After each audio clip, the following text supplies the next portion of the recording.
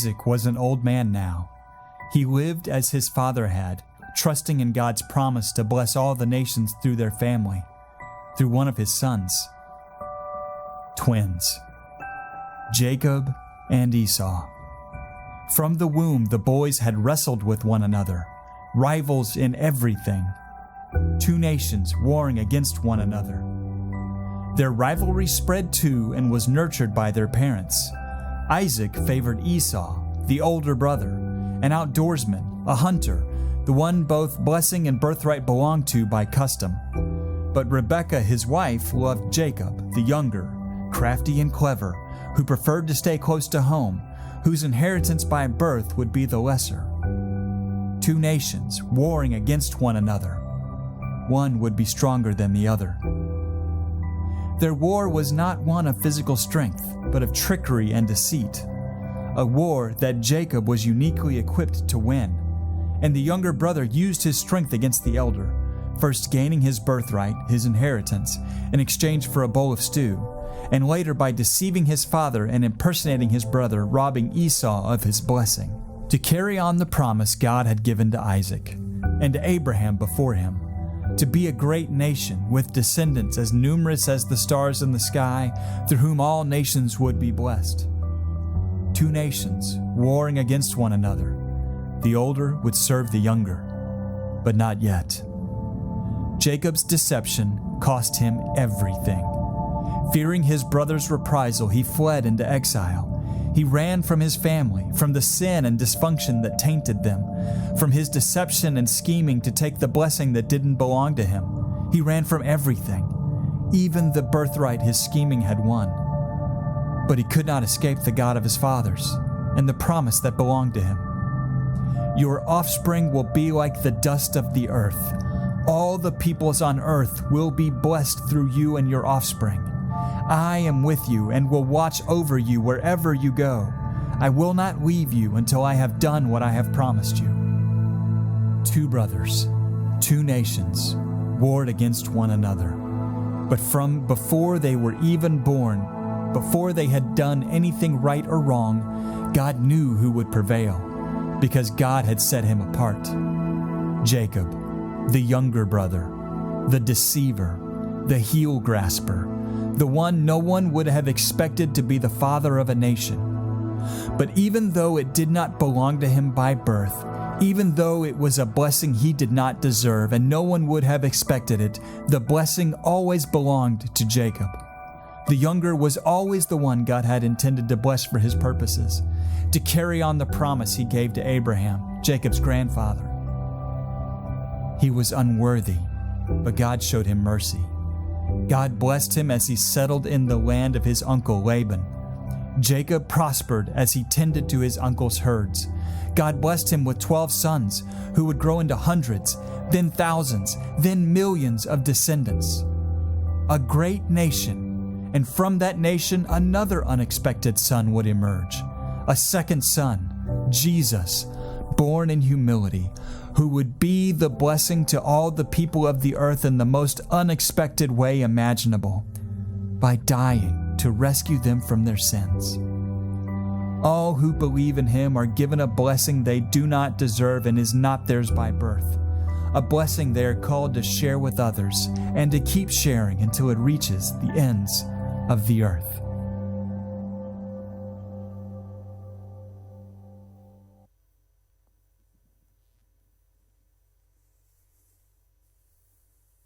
Good morning. Already week 5. It feels like spring this morning. So, although I saw snow in the forecast again Tuesday, so we'll see what happens there.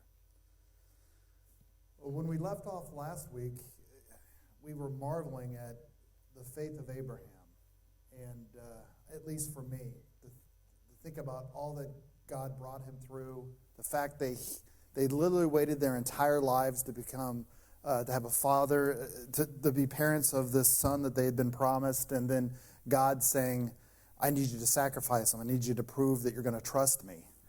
And all that went with that in the faith, and at least I shake my head at Abraham's faith, thinking, I wish that I had that type of faith. The Lord's never asked me to do something close to like that, but the thought, I'm not going to sit here and say, absolutely, I would have that type of faith. It's hard for me to identify with that. And maybe it's hard for you to identify with it. I don't know. But today I'm going to suggest we can all pretty much identify with this. At least I would say all of us have at least some kind of dysfunction in our families, right? It's the human condition. Somewhere in our, either we know somebody, we would say our family itself. I mean, my wife jokes around with me all the time and says, you should be happy I'm as great as I am considering the family I come from, just joking. But we all have some kind of dysfunction in our family, and again, partly just because of the human condition.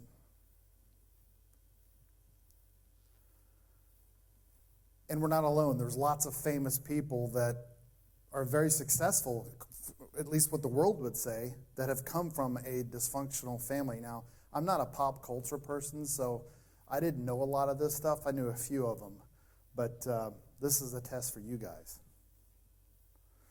So I know it's not great for the condition with the light, but the top left is Jennifer Aniston. I know who she is just because I remember the show that was on for years, that Friends, but I didn't realize that she'd come from a family. Her mom was a famous model. She said her mom was a perfectionist. They didn't get along, I think, to the fact that even her mom died and said they couldn't even talk because her mom had a bad temper. Her mom didn't think that her daughter was beautiful enough, to do for what her expectations were, how she should walk. Her mom was a famous model, so she said, I just didn't live up to my mom's expectations. It was very, very difficult. Top right, everybody know who that is? The Jacksons, right? I don't even know where to start with this group, right? Lots of dysfunction from the time they were young to the fact, all the stuff that Michael Jackson went through, strange character issues and things that he went through. And then afterwards, when he died, the family, everybody trying to get their paws into some of the money because there was literally like $1 billion or $500 million worth at stake and so forth. Just very odd. I think you can read that, but bottom left, a minute who that is? Macaulay Culkin from, the Home Alone thing. And what was amazing to me on this was he actually became emancipated. He went to court when he was 16 years old and said, hey, my parents are abusive. They treat me terribly. And there was enough evidence to suggest that was the case. Obviously, they had gotten the money he had made at that point, like $17 million or something. He was able to have that all transferred back to him. He's had, obviously, other issues in his life since then. Aaron Rodgers, I don't know the full story here, but it's been like 5 years since he's even talked to his parents. They got in some kind of issue with his brother and his parents. Don't communicate. His parents had tried to send him Christmas gifts, I guess, and they all got sent back. Not exactly sure what's going on with that, but it's made a lot of news about how, on social media and so forth, about the dysfunction with he and his family. Top left, Meghan Markle, who obviously, if you follow what's going on in the UK and the fact that she and Harry no longer want to be, I don't know how to even describe it, part of the royal family and so forth, but lots of issues with her dad and mom who had divorced. She had all kinds of issues with step brothers and sisters who kept leaking stuff to the media before the big wedding and since and so forth, and it's just been a disaster. And Kobe Bryant, I mean, I had this picked out before he had died. It's still shocking to me that somebody like that. And what's interesting, you be around when we're with the junior high kids on Wednesdays, and this is one that kind of hit home to them because they all love basketball. And we had this comment about, somebody had made the comment, well, it's important because it's the reason it's shocking to me is because he was an important guy. It's like, well, the other people on the helicopter were important people as well. I mean, maybe they weren't stars or so forth, but Kobe Bryant, he was drafted right out of high school, didn't go to college at all, went straight to the NBA. He was going to get married. He got married when he was 21. His wife was 19. His parents thought they were too young and refused to even attend the wedding. It even up to the point of his death, his mom was trying to, there was a certain amount of money he'd gotten from some licensing thing she was trying to get, all this stuff. Very, very sad.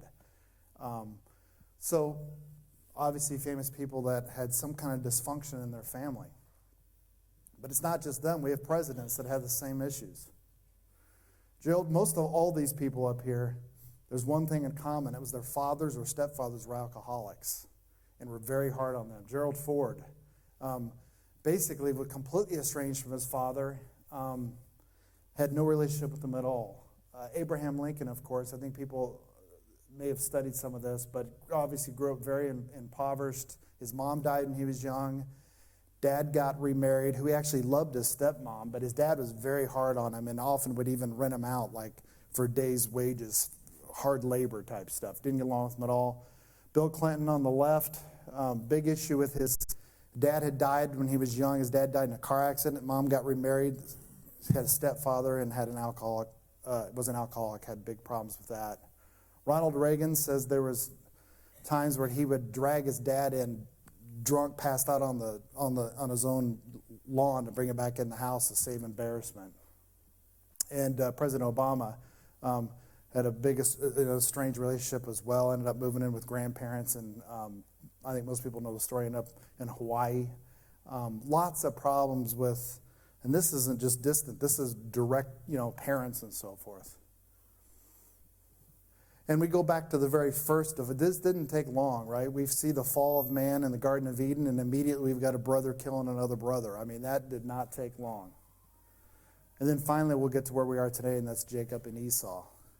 And, one thing that's a little bit weird on this is, I don't know, maybe it's because I've been I'm 48 years old, and I don't even think about it till this morning, but I'm relating to this stuff. I'm like, wait a minute, I'm a twin. It didn't even come into my mind until this morning about this lesson, but I've got a twin brother. In fact, wasn't that long ago where Chantel Lockhart was sitting down in the cafe with me, and she said, hey, I saw your doppelganger at a restaurant in Champaign. I'm like, yeah, it's my brother. She goes, no, I'm serious. And I'm like, no, I'm serious. It took me like 10 minutes to convince her that, no, I have a twin brother. I know you saw him. So we're going to look briefly at the family tree here, just a couple of charts again, just to kind of remind us. We'll look into this more next week as we look further into down the line to Jacob, and then as we go into Joseph. But obviously start with Abraham, Isaac, Ishmael, which you talked a lot about last week. Then you have Jacob and Esau, and then all the way to the right, which the video reference, Jacob, his 12 sons.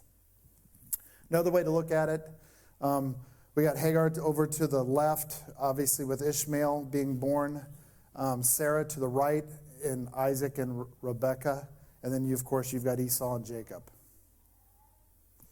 If you look at the chosen line, this goes again all the way as you go back to Abraham's lineage and his father. It goes from Terah down to the right to Abraham, and this is the chosen line in Genesis in this lighter color. You go straight to Abraham, Isaac, Jacob, and then all the way to the left there when you get to the 12 sons, you see Judah there. And then finally the 12 tribes. And again, we won't spend time on this today, just kind of whet your appetite for next week. We start looking at the different tribes and where that all ended up, but you can see all those listed at the bottom of the chart. Now Genesis 24. This is about Isaac and Rebekah, of course. Abraham was now very old, and the Lord had blessed him in every way. He said to the senior servant in his household, the one in charge of all that he had, put your hand under my thigh. I want you to swear by the Lord, the God of heaven and the God of earth, you will not get a wife for my son from the daughters of the Canaanites, among whom now I am living, but will go to my own country and my own relatives and get a wife for my son Isaac. So what's going on in verse 3 here? If we go back, I want you to swear by the Lord, the God of heaven and the God of earth, you will not get a wife for my son from the daughters of the Canaanites. Why is Abraham concerned about that? Why does he not want that? Why would that be a concern? We'll go back to the covenant with Abraham, and this is God's covenant both in 15 and 17. The covenant did not speak to all of humankind, but to Abraham and his descendants, and specifically Isaac and his descendants. And Abraham said to God, oh, that Ishmael might live in your sight. And God said, no, but your wife Sarah shall bear you a son, and you shall name him Isaac. I will establish my covenant with him as an everlasting covenant for his offspring after him. As for Ishmael, I have heard you. I will bless him and make him a fruitful and exceedingly numerous. He shall be the father of 12 princes, and I will make him a great nation. But my covenant I will establish with Isaac, whom Sarah shall bear you at this season next year.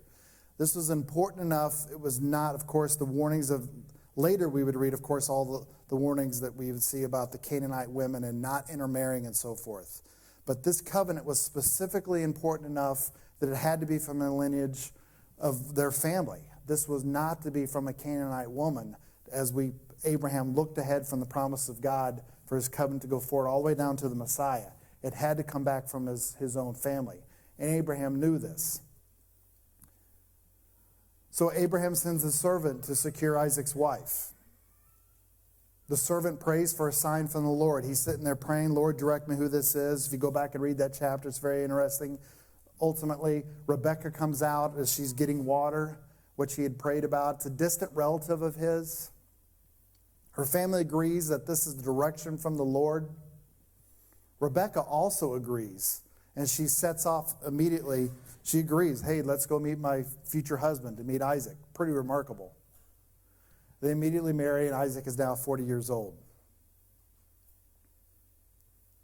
Some countries still today practice some form of arranged marriage. And because I'm the father now, I'm all for it. This seems so logical. My first son, love his wife. I've got a daughter-in-law. She's great. My second son is now engaged. We love her. Numbers 3 and 4, my wife already has picked out who they should marry. And she tells them, hey, you should think about this. And I will say families attend this church. That's all I'll say. Because they may not agree. I don't know. But we'll have to work that out. India. Still practice. I mean, you'll see there'll be a common theme here. These are not Western countries that tend to pick this. In fact, if you were to tell your kid now, they think it's the most ridiculous thing they've ever heard of. Well, you're not picking my spouse. But India still happens today. And a lot of the stuff, especially in the rural areas, away from maybe where the cities are, but in the rural areas where the customs tend to hang. Pakistan, Japan, China, and even parts of Israel. Now, I've got a good friend that, especially years ago, I used to work with, and his wife is Chinese. He is not. And when he got involved with which would be his wife, her parents were not happy at all because he was not Chinese. And they said, no, you are marrying a Chinese man. I mean, it was very important. Now, they ended up getting married anyway, but he said, I got to tell you, they were a tough nut to crack. It was probably 5 years into marriage before they would talk to me a lot. I mean, it took a long time for me to gain their trust. That culture in particular, but also those cultures, the divorce rate is like 5%.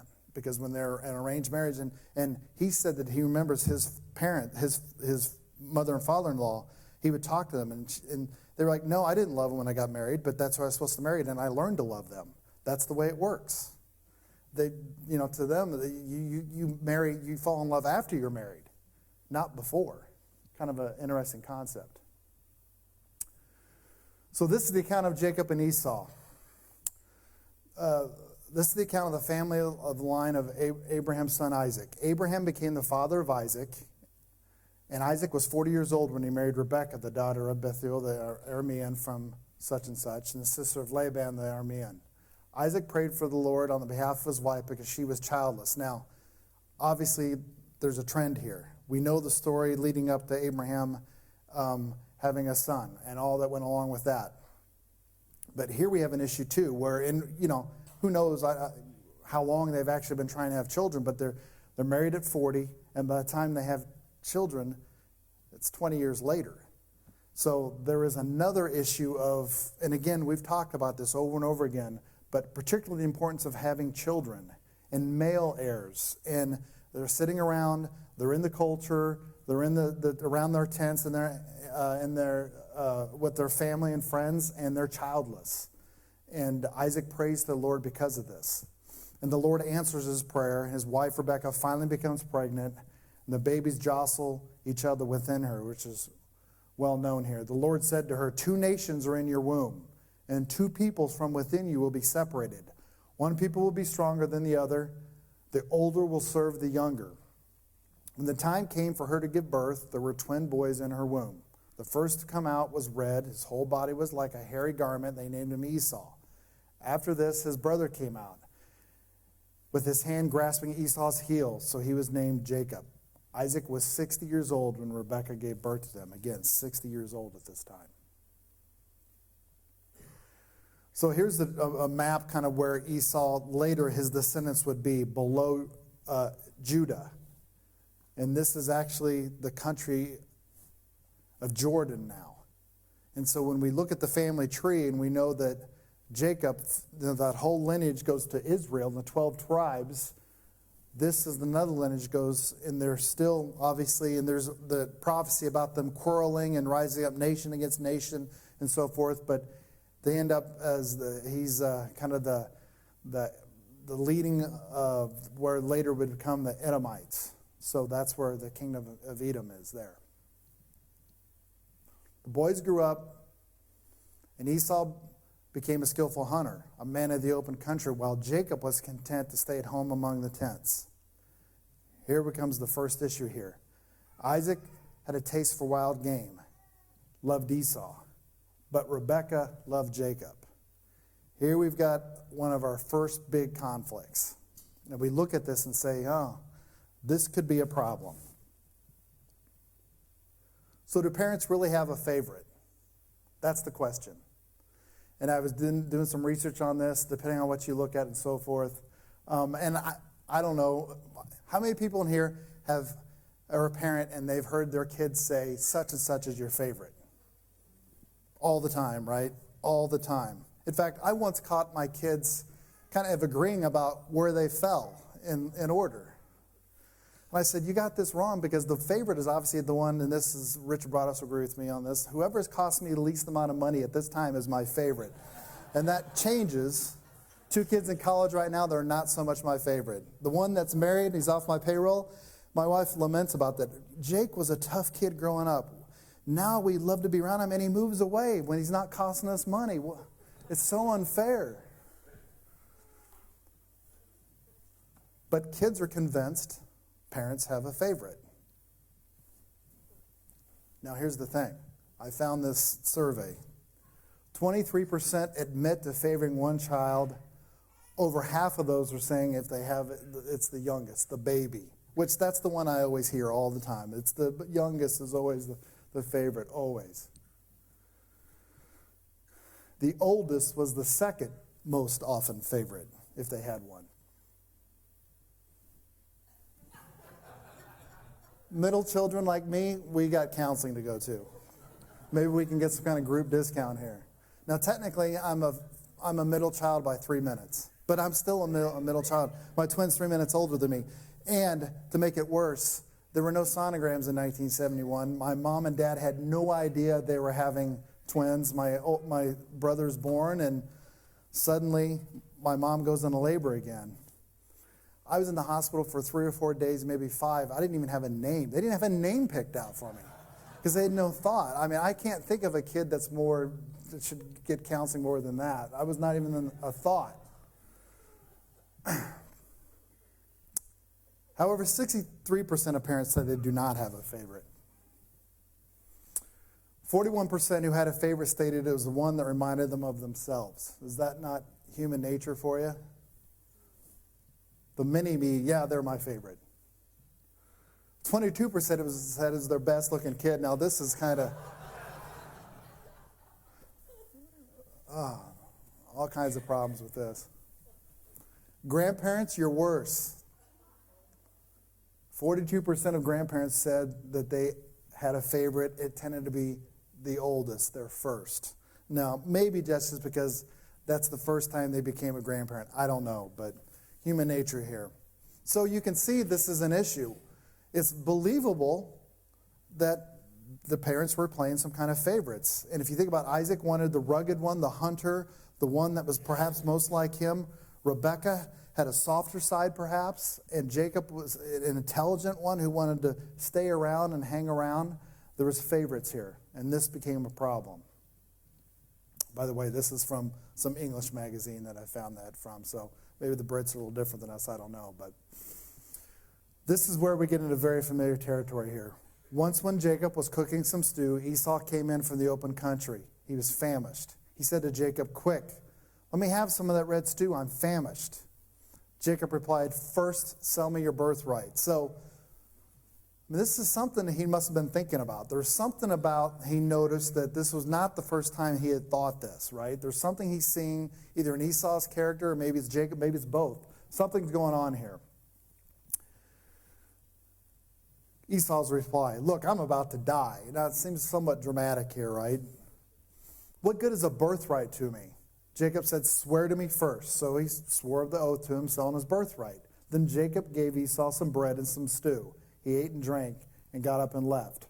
And the Lord says, so Esau despised his birthright. We'll get back to this in a few minutes. Now, the birthright. Again, Westerners, this is pretty unfamiliar territory to us. It just doesn't, culturally, it's not the same.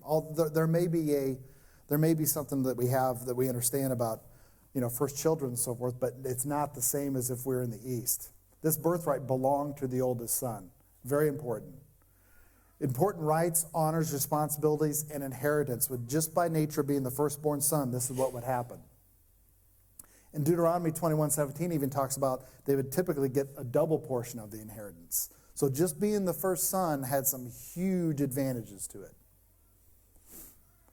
A little different with the blessing, though. Often given to the oldest, but not always. And there's other examples we'll talk about in Scripture as we look forward to where it didn't follow the oldest son, even as we go through the book of Genesis here. Designated to whom would become the head of the extended family. Again, family is such an important deal in this time period and in this culture. This was particularly important to Abraham's heirs. We know the promises the Lord made about blessing all of his family and his heirs and all that would be. So this was an important concept.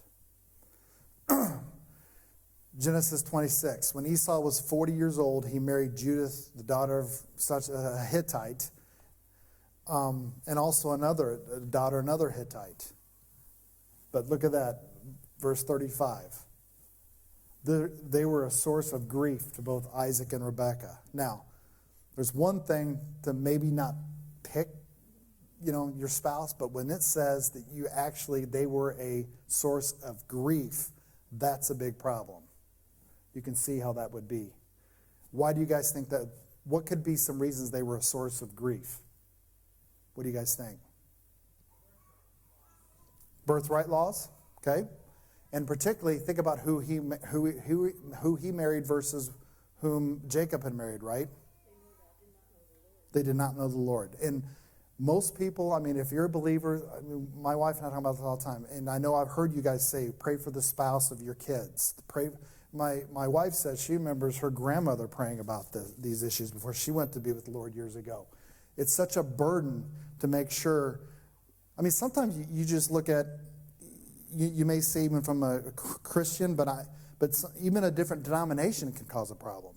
I've seen people that were raised in different denominations become married, and it becomes a problem which church you go to and so forth. Now imagine one knows the Lord and one was pagan and follow. You can imagine the grief that would cause.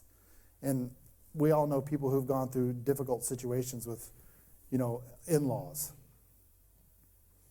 When Isaac was old and his eyes were so weak that he could no longer see, he called for Esau, his older son, and said, my son, here I am, Esau said.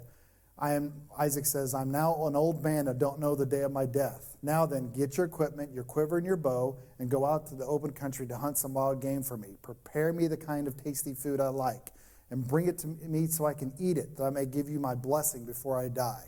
So he knows death is upcoming imminent. He wants to bless Esau. But Rebekah was nearby, listening. And again, she's got a different favorite here. When Esau left for the open country, she said to her son Jacob, look, hey, she's scheming here. I overheard your father say to your brother Esau, bring me some game and prepare me some tasty food to eat so that I may give you the blessing in the presence of the Lord before I die. Now, my son, listen carefully and do what I tell you. Go out to the flock and bring me 2 choice young goats so that I can prepare some tasty food for your father just the way he likes it. Then take it to your father to eat so he may give you the blessing before he dies. This is a big problem. So he went and got them and brought them to his mother. She prepared some tasty food just the way his father liked it. Then Rebekah took the best clothes of Esau, her older son, which she had in the house, and put them on her younger son Jacob. She also covered his hands and the smooth part of his neck with the goat skins. Then she handed to her son Jacob the tasty food and the bread she made. He went to his father and said, "My father." "Yes, my son," he answered. "Who is it?" Jacob said to his father, "I am Esau, your firstborn. I have done just as you told me. Please sit up and eat some of my game so you may give me your blessing." Jacob went close to his father Isaac, who touched him and said, "The voice is the voice of Jacob, but the hands are the hands of Esau." So immediately he's suspicious. He did not recognize him, for his hands were hairy like those of his brother Esau, so he proceeded to bless him. "Are you really my son Esau?" he said. "I am," he replied. Then he said, "My son, bring me some of your game to eat so that I may give you my blessing." Jacob brought it to him, and he ate it, and he brought some wine, and he drank. Then his father Isaac said to him, "Come here, my son, and kiss me." So he went and he kissed him. And when Isaac caught the small of his clothes, he blessed him. Esau, we'll skip ahead. Esau obviously finds out. He holds a grudge against Jacob because of the blessing his father had given him. And he said to himself, "The days of my mourning for my father are near, but then I will kill my brother Jacob."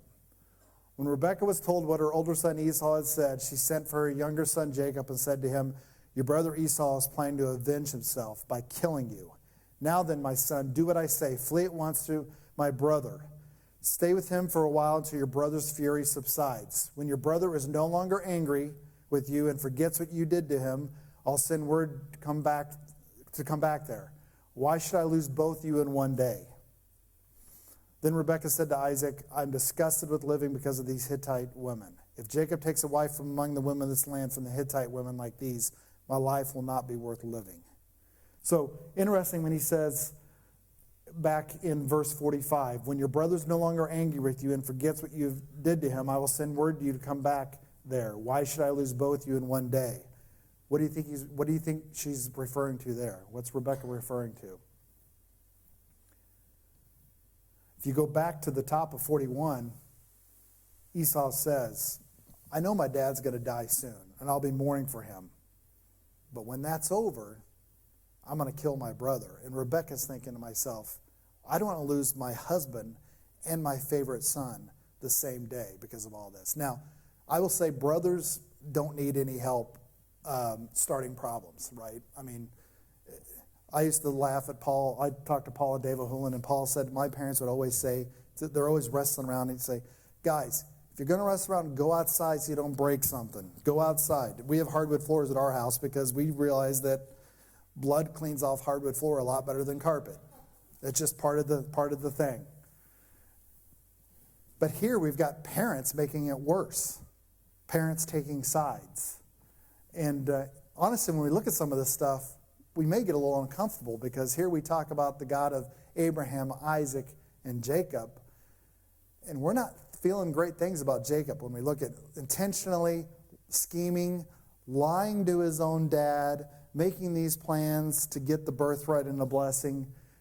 Kind of doesn't paint him in a great light. So we might ask, why would God honor Jacob and Rebekah's dishonest scheming? If we look at this, we would look at the scripture, we may say, hey, this is not fair. Why would God honor? I mean, we read right here, Jacob, from a standpoint of when he was born, should not have gotten the blessing or the birthright. So why would God honor this? Yes?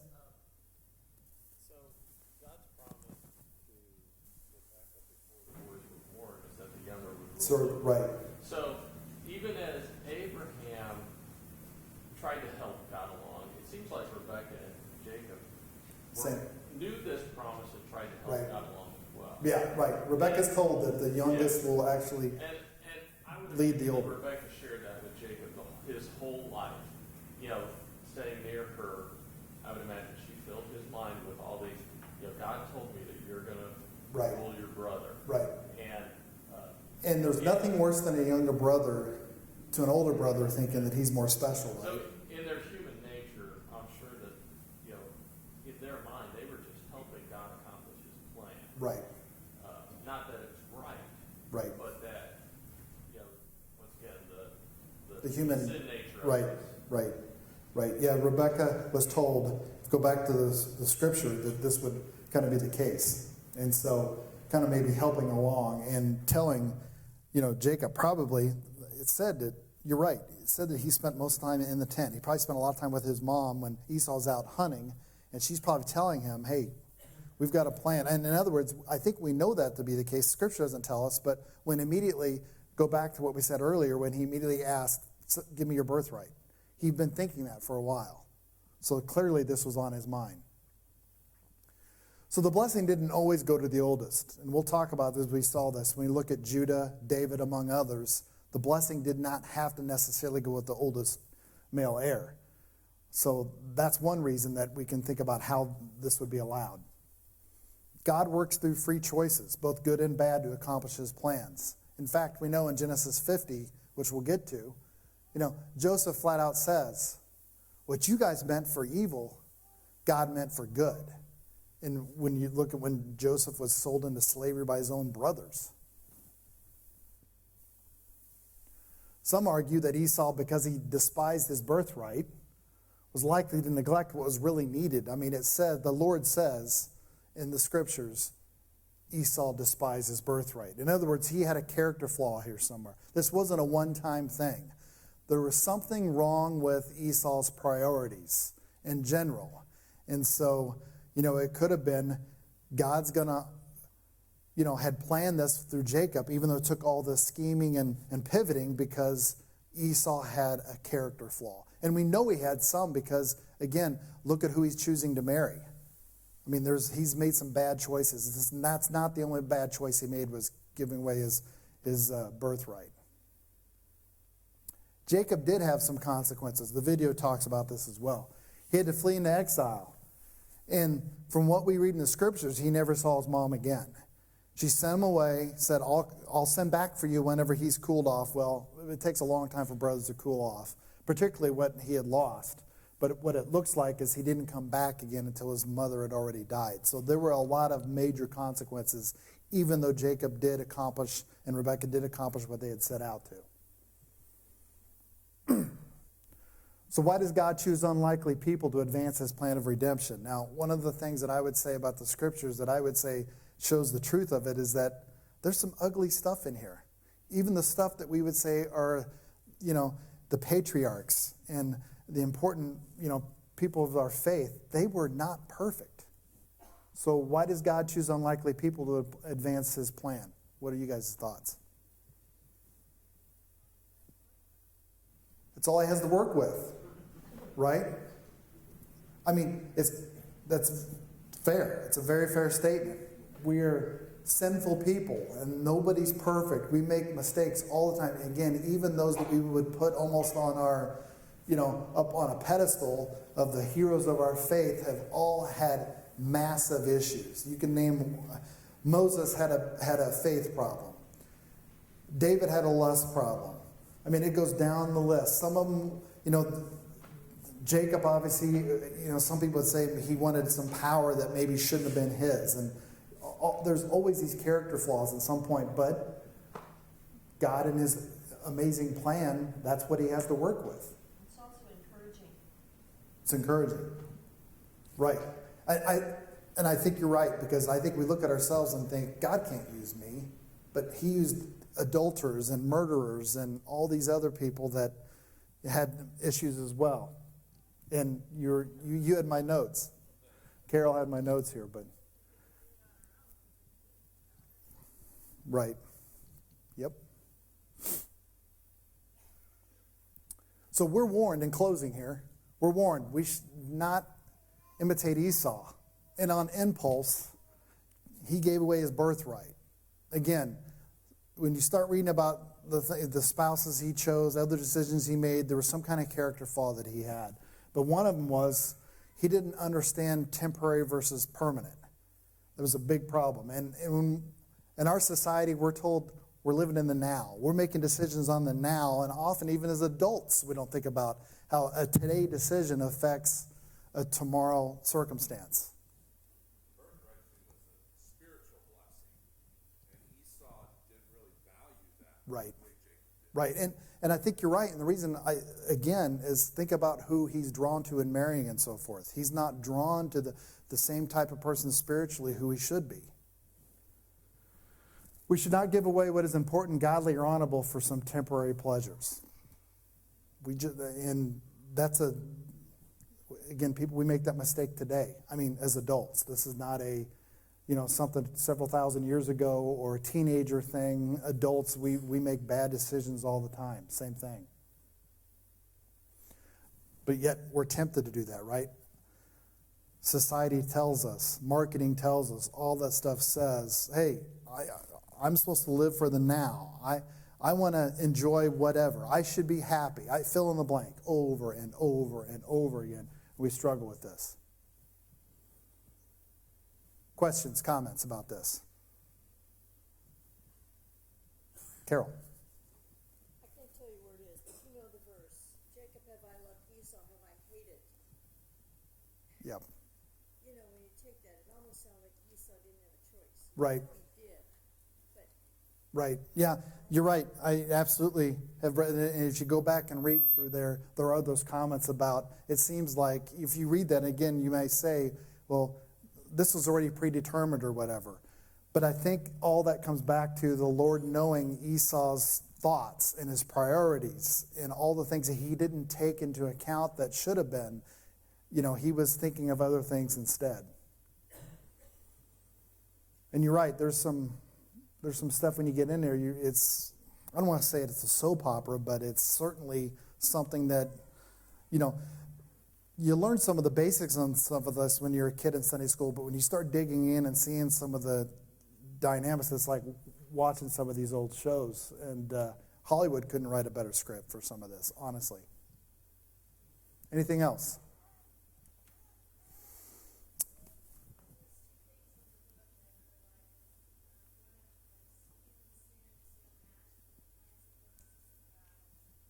Yep.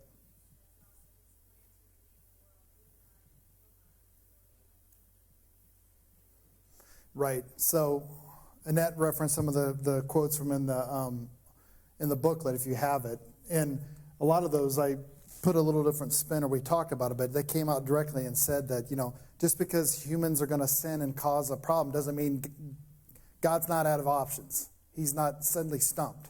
This didn't take him by surprise. He's got a plan to go forward, all this stuff. And we see this as we go through the entire book of Genesis, frankly. Did I see the envelope being passed, Sue? Was that already? Okay, so there was an envelope for Jonathan we talked about last week. That's being passed, and we'll go into the prayer time again at either tables or the inside of the rows of the chairs. Would be great. Thanks.